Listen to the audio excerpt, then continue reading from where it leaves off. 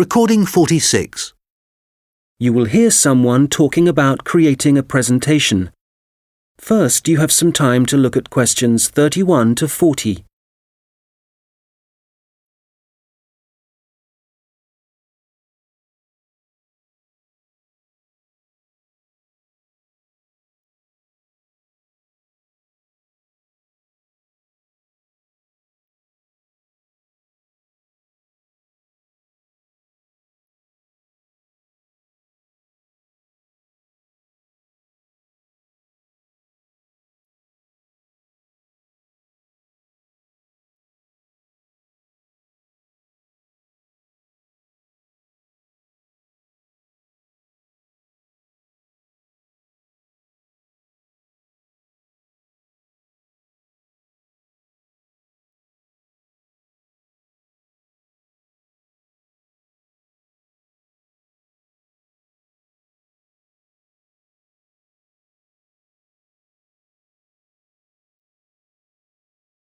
Now listen carefully and answer questions 31 to 40. Hello, everyone. You've all been given an assignment for your sociology course, which will involve giving a presentation to the rest of the group. And so today, I'm going to be giving you a few tips on how to prepare your presentations. This should help you with your current assignment, but a lot of the principles I'll be putting across will be general principles which will, of course, help you with all your future presentations.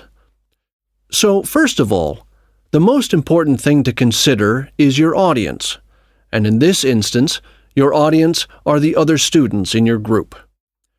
There are 3 points to bear in mind. Firstly, you need to ask yourself what they need to know.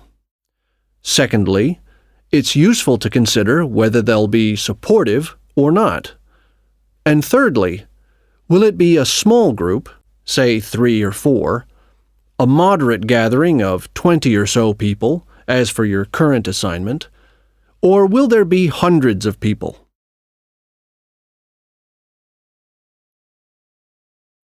Having said all that, what I'm about to tell you will apply equally to any audience.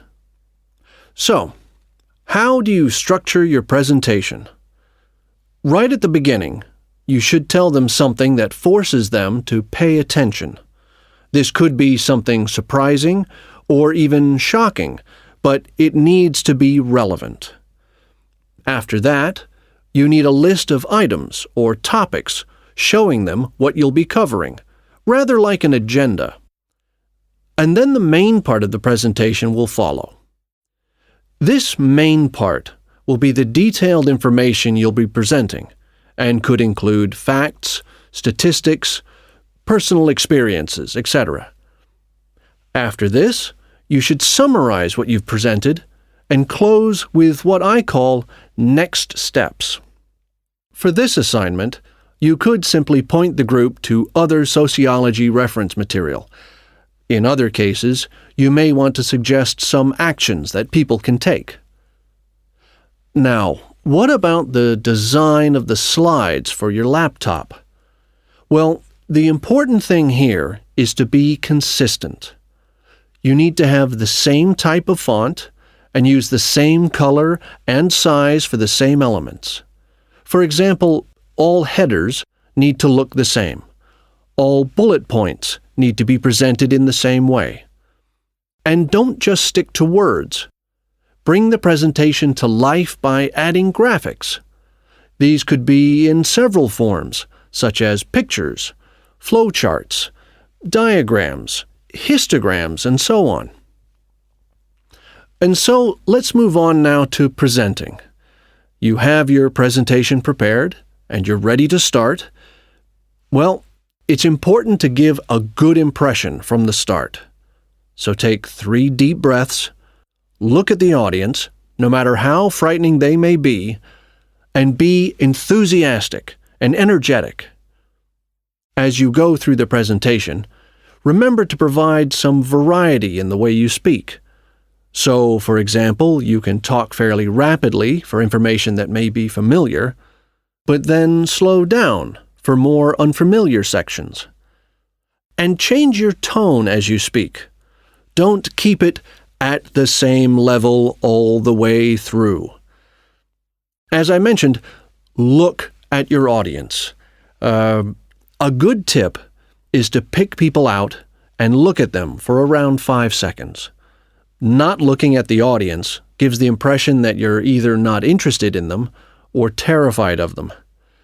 Looking too long at one particular person may make them feel rather uncomfortable. There may be points in your presentation that you want your audience to really absorb, and in order to make important points stand out, you may consider adding silence right after these. It will give people time to reflect on what you've just said. Also, you may be presenting complicated ideas or technical details, but try to keep everything as simple as possible. Use simple words and as few as possible. And be clear. If you say something like, "This appears to be," it implies uncertainty. So using weak verbs such as appears, seems, could be, etc., needs to be avoided. I'll just finish off with a few thoughts on questions and interruptions from the audience. You may choose to invite questions from the audience as you go, or ask them to wait until the end. Either way, questions should be encouraged, as it provides you with some feedback on how interested the audience is and how well they're understanding you.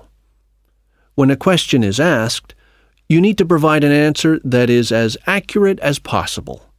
So, initially, my tip is to repeat it. This will ensure you have heard it correctly and will give you a few seconds to gather your thoughts.